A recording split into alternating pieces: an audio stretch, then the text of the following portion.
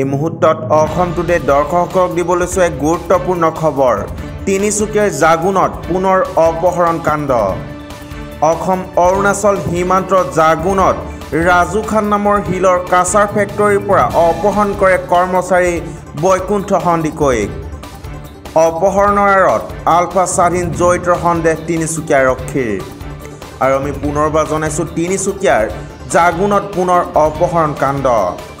অসম অৰুণাচল সীমান্তৰ জাগুনত ৰাজু খান নামৰ শিলৰ কাছাৰ ফেক্টৰীৰ পৰা অপহৰণ কৰে কৰ্মচাৰী বৈকুণ্ঠ সন্দিকৈক। আৰু এই অপহৰণ কাণ্ডৰ আঁৰত আলফা স্বাধীনৰ জড়িতৰ সন্দেহ তিনিচুকীয়া আৰক্ষীৰ। ব্যৱসায়ী ৰাজু খানক 2 মাহ পূৰ্বে আলফা স্বাধীনে ধন দাবী কৰাৰ তথ্য। আৰু ধন দাবীৰ সম্পৰ্কত আলফা স্বাধীনৰ সদস্যৰে ৰাজু খানৰ হৈছিল তৰ্কাতৰ্কি।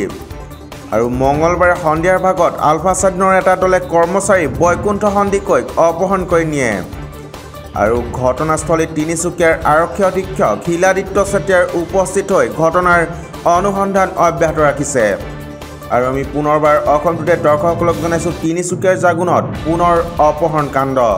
আৰু এই অপহৰণৰ আঁৰত আলফা স্বাধীনৰ জড়িতৰ সন্দেহ তিনিচুকীয়া আৰক্ষীৰ।